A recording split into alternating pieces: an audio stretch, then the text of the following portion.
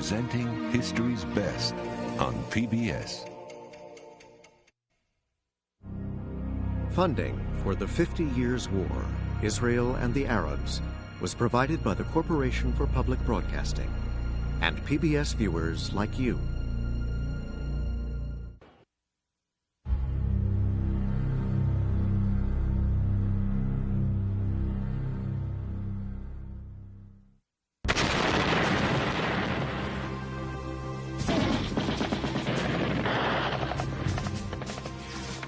At the Suez Canal, now the border between Egypt and Israel, the Egyptians launched a war of attrition, and the Israelis fought back.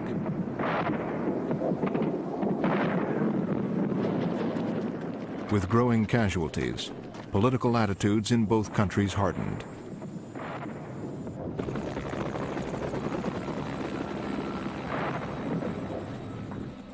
There was renewed conflict in the Jordan Valley as well. Israeli soldiers were in constant pursuit of Palestinians who crossed into the West Bank to attack Israeli targets.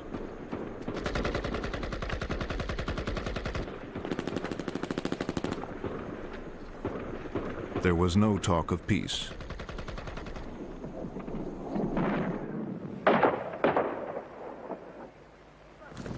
Inside Jordan, the Palestinians were busy building up their forces. Their charter called for the replacement of Israel by a Palestinian state and the expulsion of all Jews who arrived after 1948. In 1967, a small band of Palestinian guerrillas set up a camp in Karame in the Jordan River Valley. From the bank of the Jordan, they could see the Israeli soldiers patrolling the West Bank. We waited until the Israeli patrol vehicle had passed by. Then we started to cross the river.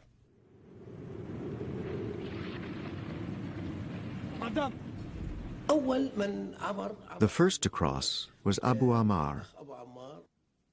Abu Ammar, or Yasser Arafat, was an engineer who became one of the founders of a resistance group called Fatah.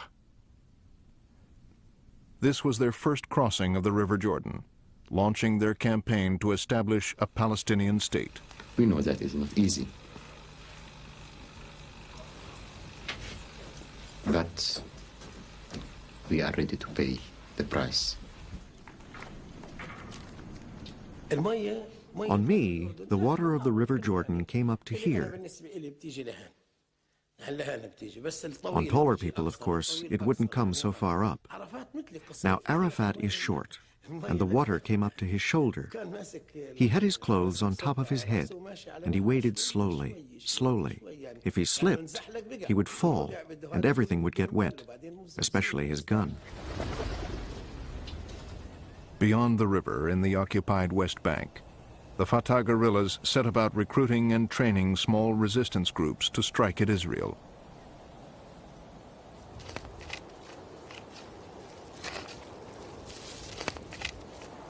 The best targets were the ones we could take by surprise.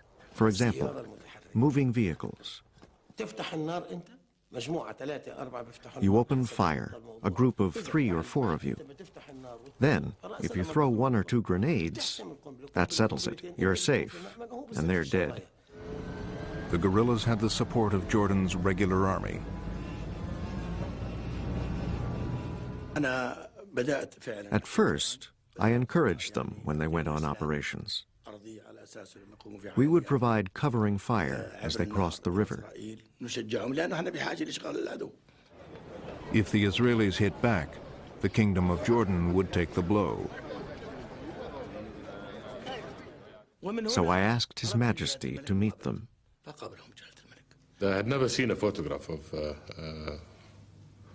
of Arafat up to that point, or had a description of him. So I was looking at a sort of a big burly figure that I thought must be Arafat. And when he finally came to say goodbye, I suddenly realized it wasn't the image I had formed of Arafat. The actions launched from Karame worried the king, but he was unable to stop them.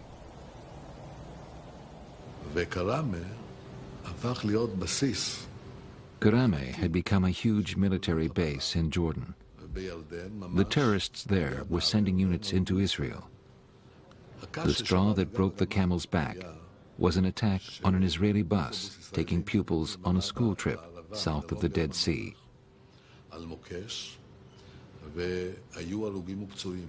It hit a Palestinian mine. Children were killed and injured. In response, the Israeli army was ordered to destroy the Palestinian bases in Karame and south of the Dead Sea.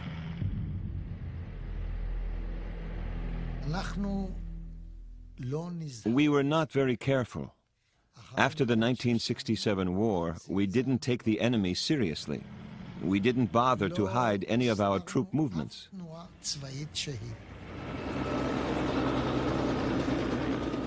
They came blatantly with their tanks and artillery and troops messed up. So we realized that something was about to happen. I think they were overconfident. Early in the morning at about 5, we were told that the first Israeli elements had crossed one of the bridges. The Israelis attacked. Facing them were 300 Palestinian fighters with orders from Arafat to hold their ground. By midday, half of them were dead, and most of the rest were rounded up. Arafat had slipped out of there at 2 o'clock in the morning. But the battle wasn't over yet. Jordanian army tanks arrived in force. I jumped when I was told the Israeli tanks were coming. I jumped out of bed. Shoot, I said. I was jumping with excitement. I wanted to face the Jews. Excitement. I wanted to teach them a lesson. Yes, by God, I did. The Jordanian involvement in the battle was very massive. We destroyed many of their tanks. 29 Israelis died in the battle. The Palestinians declared victory. We faced these huge, up-to-date military Israeli forces. In the beginning, we were alone.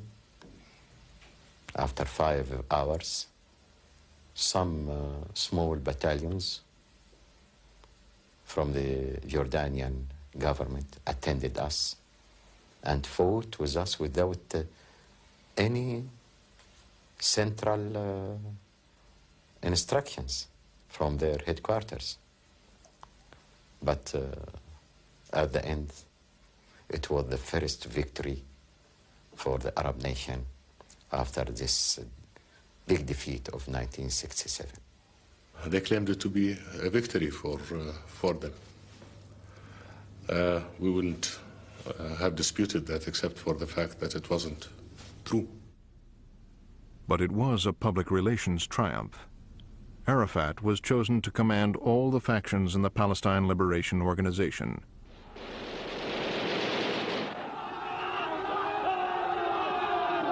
Inspired by the stories of a great victory at Karame, volunteers from many countries came to swell the ranks.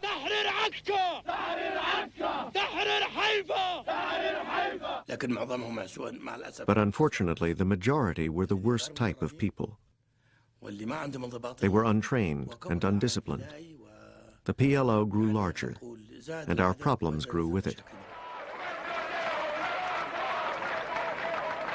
It was total anarchy. We had 52 various guerrilla organizations of all various types, and they weren't just Palestinian guerrilla organizations. Every international guerrilla organization had a presence in the country. We were naive people. We were very enthusiastic, very revolutionary, and at the same time, we were, and I can assure you, we were very innocent. We felt that King Hussein, as a reactionary leader, leading a reactionary regime, is an obstacle, and that In order to make our revolution succeed, we need to remove this obstacle. One day, shooting broke out in the capital, Amman, and the king drove off to investigate. And on a crossroad, where there was a military police checkpost, we found that one side of the road was closed, and the other side also was blocked by an army lorry. We stopped. As we came to a stop, suddenly we were under very, very intense heavy machine gun fire. The guard car in front of me was hit. We lost a sergeant of my guard and about 4 wounded. Everyone jumped out of my car and yelled at me to do the same. We could see the bullets from those heavy machine guns coming down at us, hitting the asphalt, the tarmac around us. It was like raindrops on a parched land, just making holes. And those rows of holes were getting closer and closer to where we were standing. I felt very angry. And I believe my reaction was to say a bad word, but essentially to the effect of, how dare they? The king jumped into a ditch. Spontaneously, on the spur of the moment, I had an idea to protect His Majesty physically, and the commander of the guards had the same idea at the same time. They converged from both sides to try to give me body cover, and they nearly broke my back in the process. Their driver turned the car around. We got into the car, shooting going on. Engine was revving like mad, but we were still stationary. So I told the driver just to hang on a second and engage the gear, which in his anxiety had forgotten to do, and we shot off. The faction most determined to overthrow the government of Jordan was led by George Habash.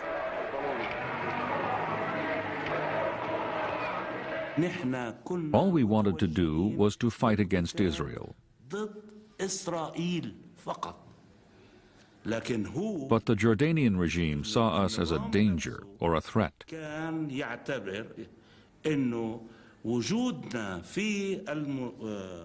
This was their problem, not ours.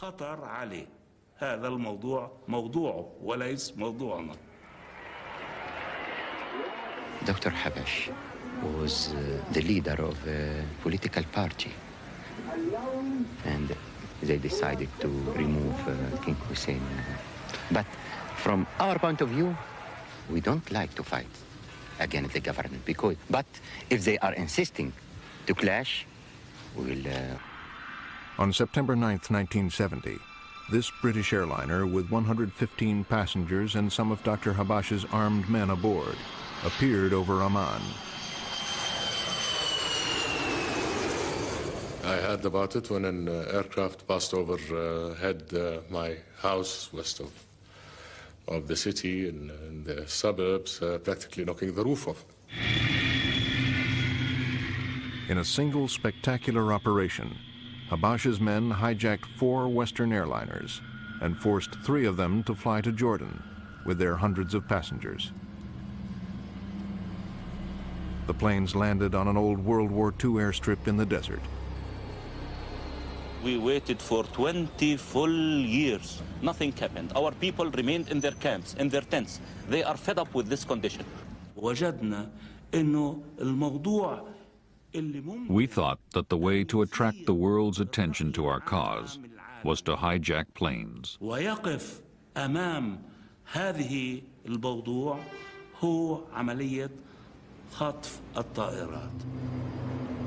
The Jordanian army surrounded the airstrip, and the general in charge went in to negotiate with the hijackers. We spoke for hours. It was terribly hot. I stayed in the shade of the aircraft. I made a deal with them. We take the passengers, they keep the planes. 435 passengers and crew were taken off the aircraft. but some were kept as hostages. The humiliation of having aircraft flown into the country and innocent passengers being whisked away and being unable to do anything about it was something that questioned whether Jordan really existed or whether it didn't. The hijackers then drove home their message to the world.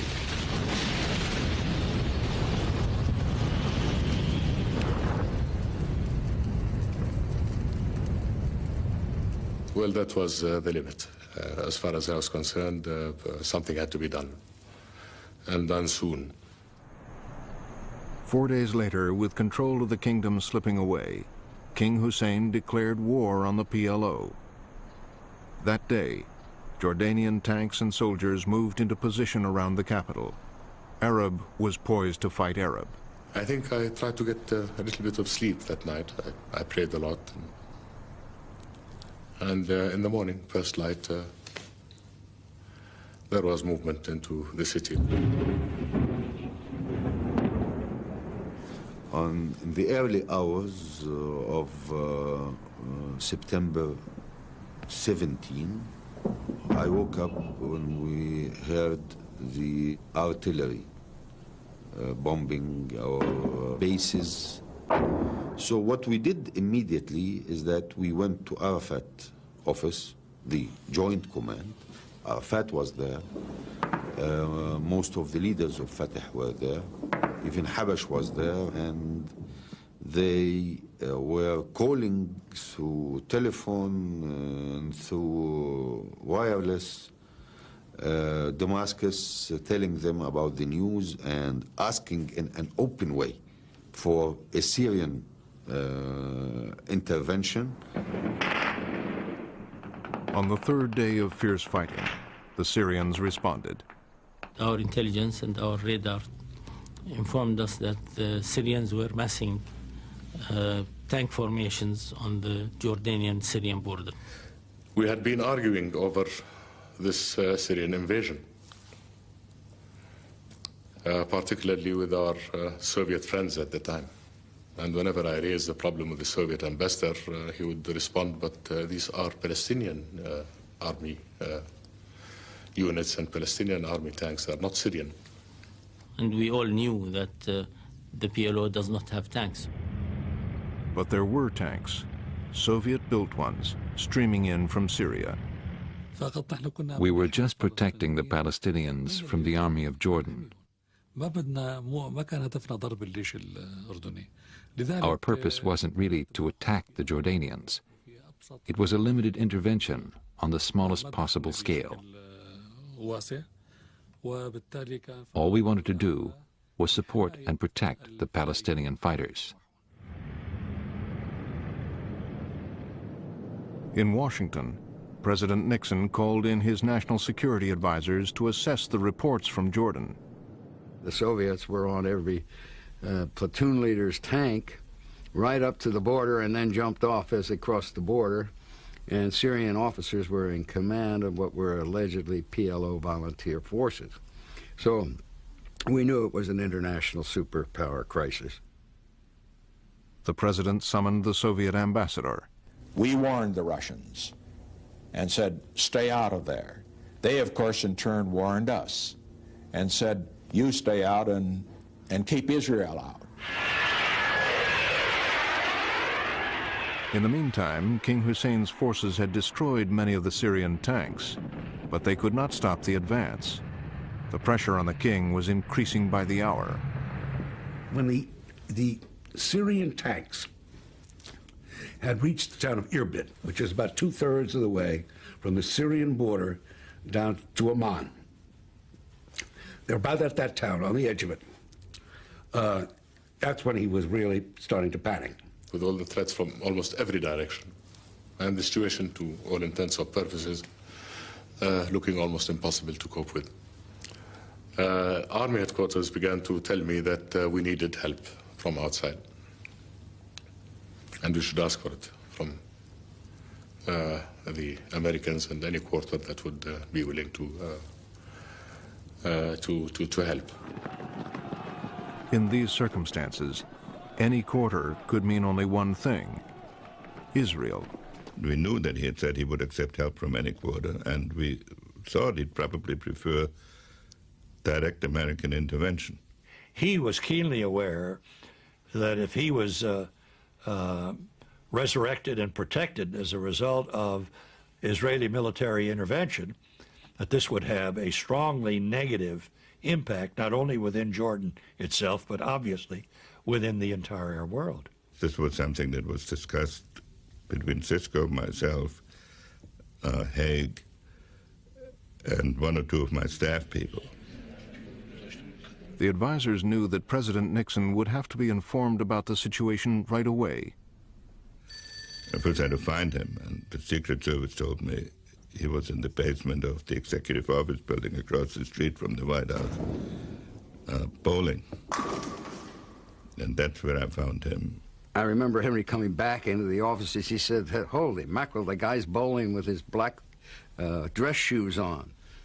He was there bowling alone, and we just started talking. He wanted to have an American intervention. And of course, we didn't just have an empty cannon there. That's why we moved some fleet units over into that part of the Mediterranean. And that is why we alerted a couple of Marine battalions as well. I thought it would have been very difficult to manage. We didn't have a commander. We didn't have the right combination of forces. We didn't know how to end it. Mr. President, we said,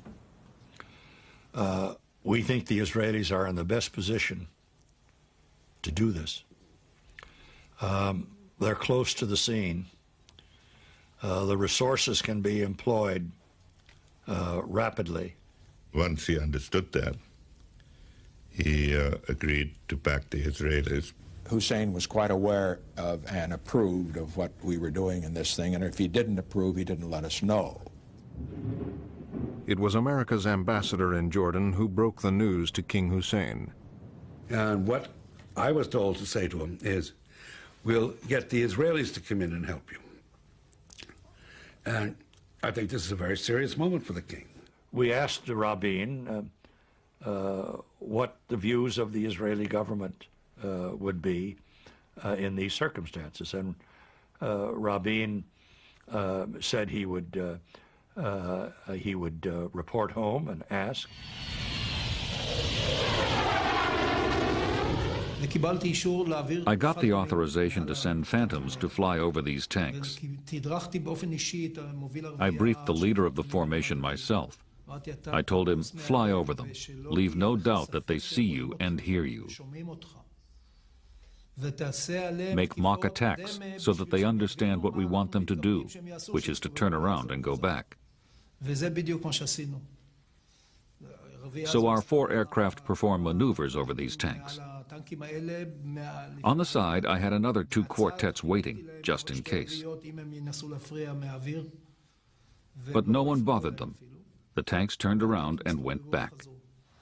A quartet of Phantoms was enough.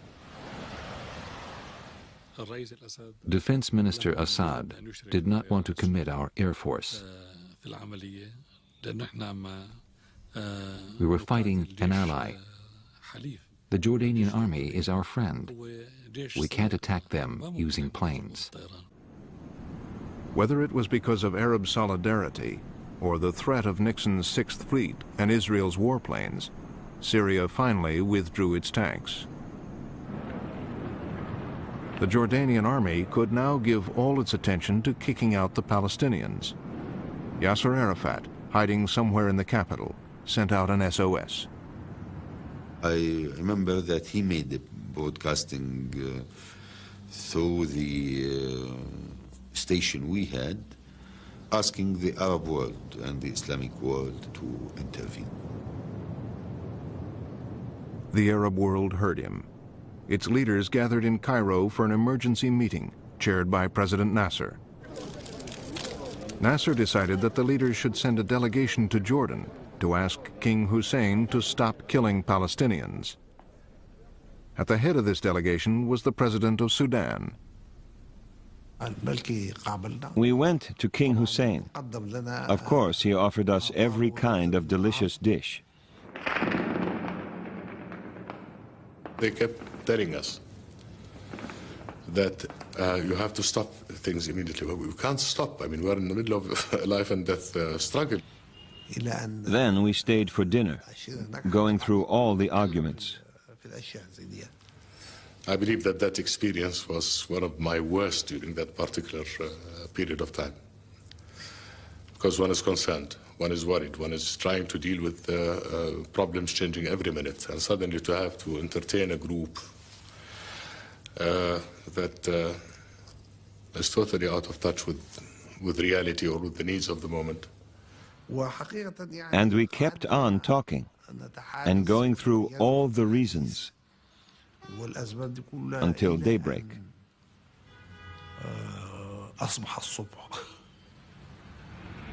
The Arab leaders, having failed to convince the king, got into an armored car and tuned in the radio.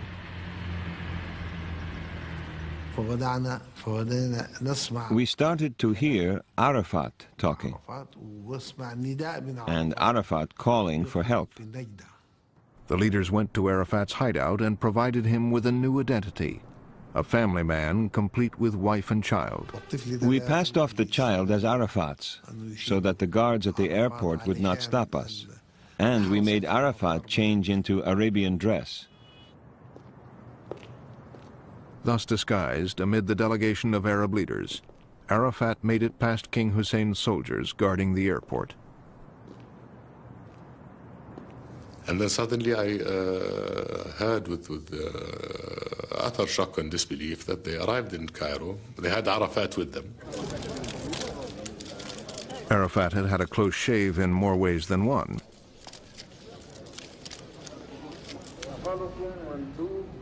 Back in Cairo, President Numeri reported on the conflict.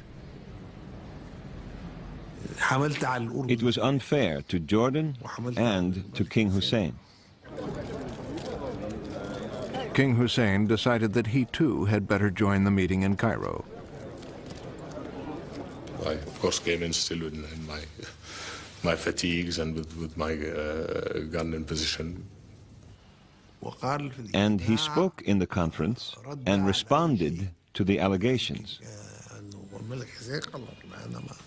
He said he was not against the Palestinians at all. President Nasser imposed a deal which met most of King Hussein's demands. Arafat gave in. He agreed all his fighters would leave the capital.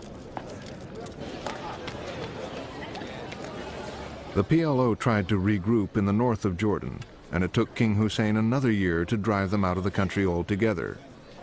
The PLO's attempt to take over Jordan had failed.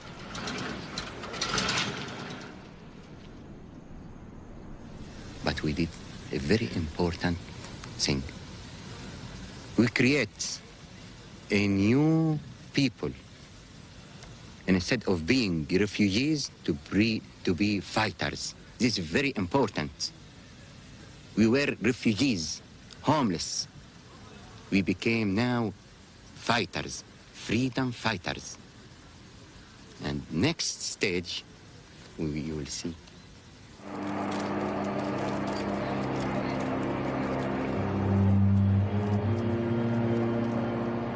Arafat and his battered fighters moved to Lebanon,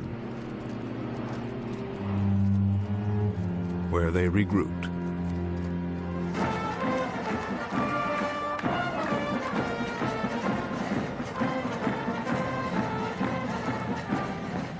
Soon, Arafat would be strong enough to become a power broker in Lebanon and continue his attacks on Israelis.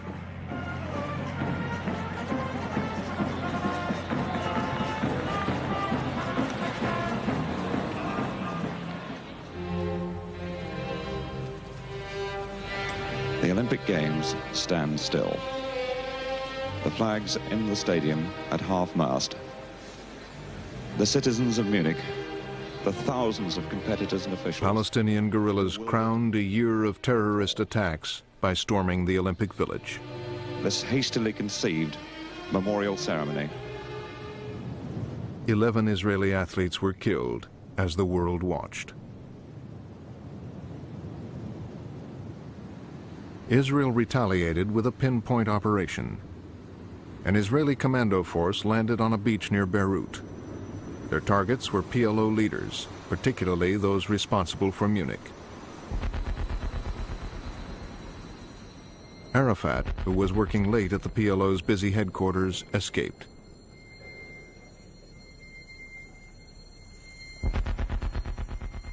But the guerrillas who planned and carried out the Munich operation were killed.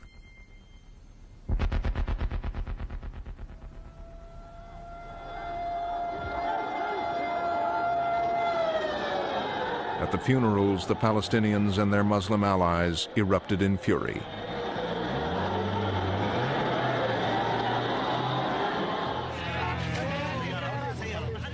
To everyone's astonishment, this man turned up at the funeral. Pierre Jamal, Christian Maronite leader, suspected by some Palestinians of collaborating with Israel.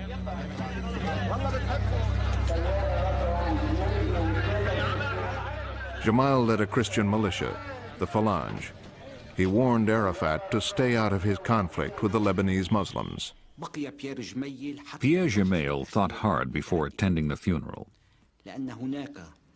The security people of the Phalange warned him not to go. They said Pierre Jamal would be in danger. In April 1975, civil war broke out in Lebanon, and Arafat became a force to be reckoned with. He asked for a meeting with Jamal at the Christian clan leader's headquarters. As Arafat drove through Beirut, it was clear that the Christians considered him an enemy. We drove past slogans on the walls saying no to the PLO. He laughed and said to me, "We must do something about this, or Lebanon will explode." The civil war escalated. Arafat aligned himself with the Muslims, while Christians sought the help of Israel. The Christian leader then gave the PLO an ultimatum. We are asking the Palestinians to stay quiet. If they want to remain in Lebanon, to stay quiet in Lebanon. I don't think that we are going to accept in the future that any war can be waged from Lebanon, from the Lebanon borders, because this and the past experience has proved it, this will prove disastrous for them. Arafat ignored the warning. 1974 had seen a succession of Palestinian raids across the border into Israel. In one attack, 18 Israelis, including 8 children, died. A month later, Palestinian raiders took over a school and killed 22 children. Israel's main anti-terrorist efforts shifted along with the PLO attacks. Now the Jordanian border was quiet, and there was fighting on the Lebanese border. I was appointed commander of a brigade on the Lebanese border. All our efforts were aimed at preventing terrorist infiltration. Hardly a week passed without 2 or 3 attempts to cross the border.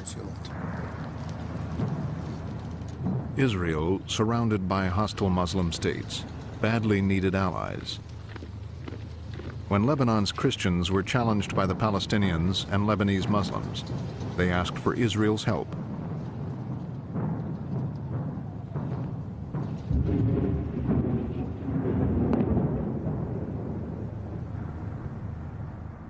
Defense Minister Shimon Peres sent an Arabic-speaking officer on a secret mission to Beirut. In my heart, I decided that such a man must volunteer. His life would certainly be at risk. And when I told him I was willing, he smiled. He said, "It's very dangerous." I said, "I know." I saw Fuad's mission as a trip to a minefield, a place where there are many traitors.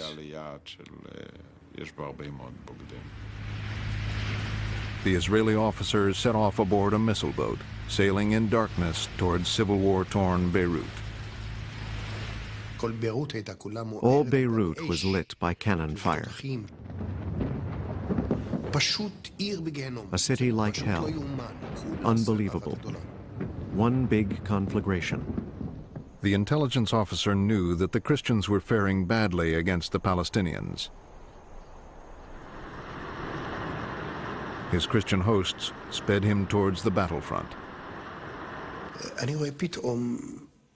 Suddenly, I saw thousands of people lining the road and clapping. I said to my host, "What's this?" He said, "Let's take a look." Then I see two trucks coming up. One truck has men shooting in the air. The other has ropes tied to it. At the end of each of these ropes is the body of a PLO terrorist, and this truck is dragging them along the ground. And the men on the back of the truck are just shooting and shooting at them, although they had long been dead. I was simply shocked. Lebanese Muslims and Christians and Palestinians fought and murdered each other with ferocity. Some 40,000 would die on both sides.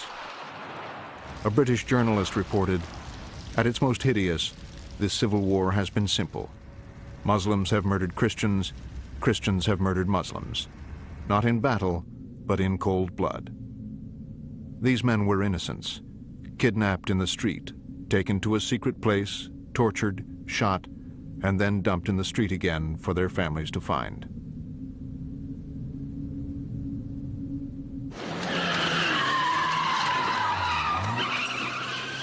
The Israeli intelligence officer confirmed deep anti-PLO feeling among the Christians.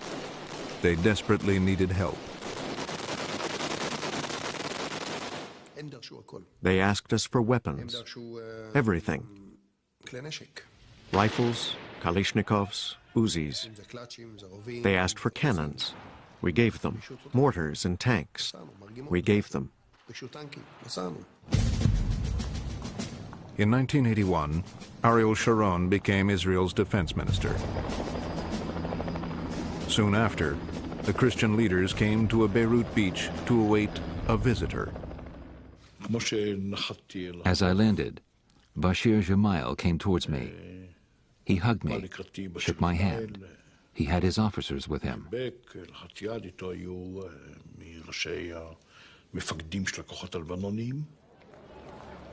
Bashir, the son of Christian leader Pierre Gemayel, now controlled the weapons supplied by Israel. He had ruthlessly eliminated his rivals and united all the Christian forces under his command. Sharon, at a meeting with the Christian leaders, revealed a plan to root out the Palestinians.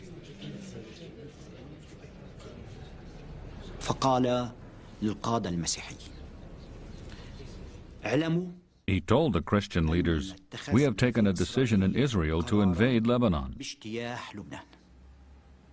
القرار متخذ وإننا ننتظر الفرصة لتنفيذ هذا الاجتياح."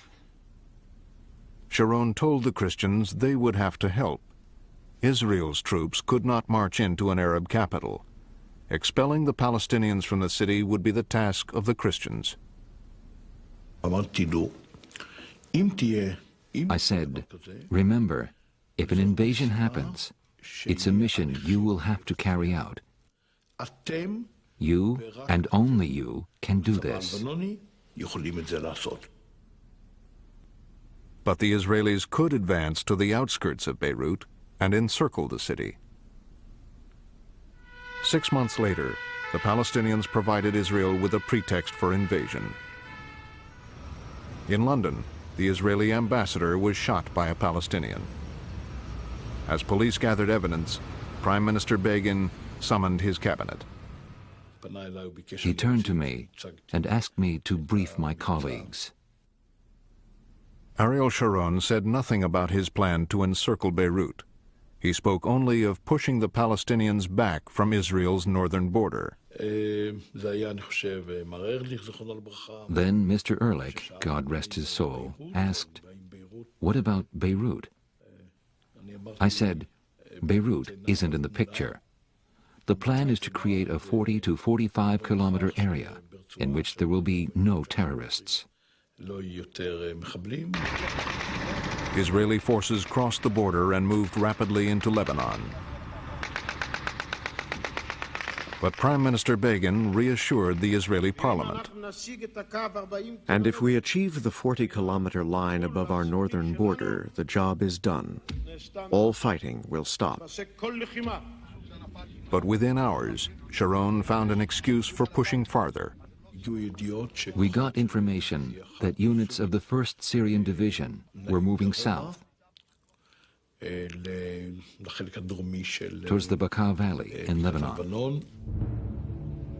Sharon persuaded Begin that Israel's troops should now advance deeper into Lebanon to outflank this Syrian force. It would mean going beyond 45 kilometers. Whoever said we would give terrorists immunity beyond the 45-kilometer line? The government never gave immunity to any terrorist anywhere. We will not give immunity to any terrorist anywhere. Within 3 days of telling the cabinet that Beirut was not in the picture, Ariel Sharon had moved Israel's troops to the outskirts of the Lebanese capital.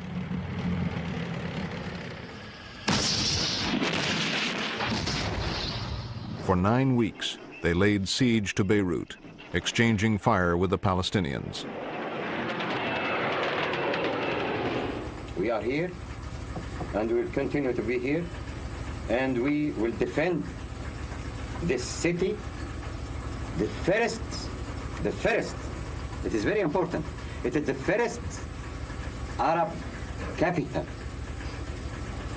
which the Israelis are blockading. It is very important. You have to put in consideration what it means for the next generation. What have been done, you will pay its price. The harder Arafat fought back, the more people in Lebanon suffered. Their capital was being destroyed. Even Lebanese Muslims demanded that Arafat and his fighters leave Beirut.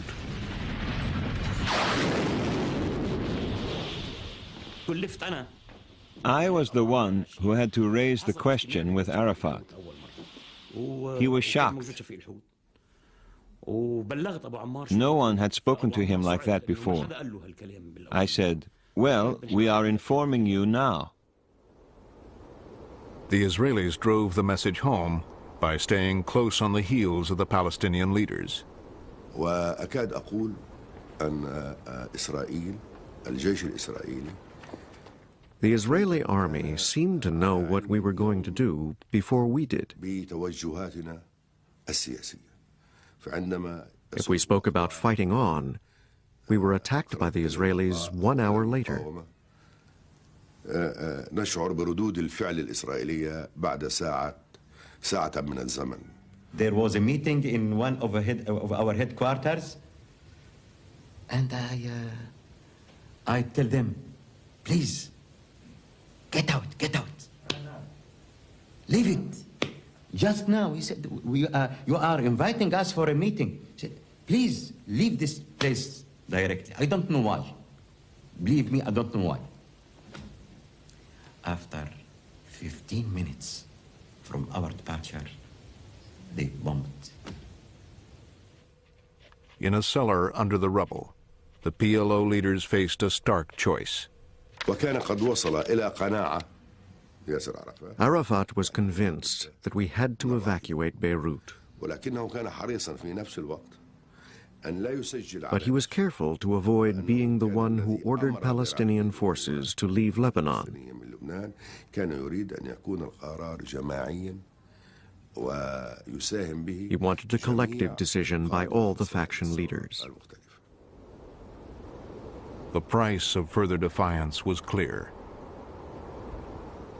فكان القرار الصعب. So we took a hard decision. I can say today that everybody accepted it. All of the leaders of the Palestinian Revolution said yes.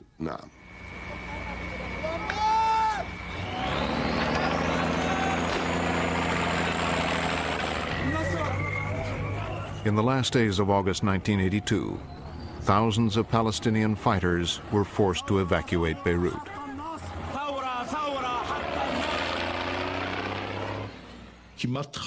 Nearly 15,000 men expelled from Beirut. This was unprecedented.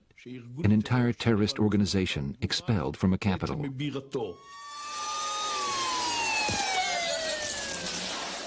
Then, in a massive explosion at his party headquarters, Bashir Gemayel, Lebanon's president-elect and Israel's ally, was assassinated. The Israeli defense minister became convinced that Palestinian fighters were still operating in Beirut. They left behind at least 2,000 armed men. It was clear that once the city was united, it would be necessary to take action against them. Christian militiamen sought vengeance for the death of Gemayel. While Israeli troops stood by, providing light from flares, the phalangists entered the Palestinian camps of Sabra and Shatila. You should be ashamed of yourself. I am not here to explain this horrible tragedy. It belongs to a world of dark motives, not our world. Only those who carried it out can be blamed for this massacre. I hope they will be punished. You are an enemy of the people. You are worse than evil. In the largest demonstration in Israel's history, 400,000 people protested Israel's role in the massacre. It is true that we lost our base in Beirut, but they lost the war. Once again, through a combined effort of Arabs and Israelis, the PLO had been driven out of an Arab country.